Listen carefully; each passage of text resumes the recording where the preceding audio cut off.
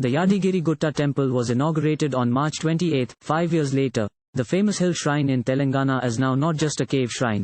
It is now a three-storied temple spread over 17 acres with 7 domes. A new temple was built around the 1,000-year-old shrine.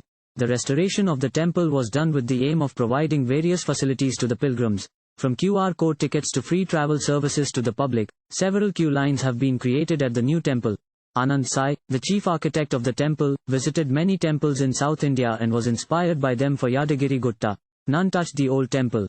Swayambhu, original temple grounds, sanctum sanctorum, main temple, remained intact, he said. The old temple was never touched, a new temple was built around it. Anand explained that he was inspired by Dravidian architecture and said that many people feel like the old Madurai temple. We were inspired by the idea of 7 towers from the Srirangam temple in Tiruchirappalli, he said. Kishan Rao said about 300 families are currently residing in Yadagirigutta. Real estate is also developing around the temple. Many presidential suites and guest houses have also been built on the hills adjacent to the temple, he added. Thank you for watching. Please subscribe to channel and click on bell for more daily videos.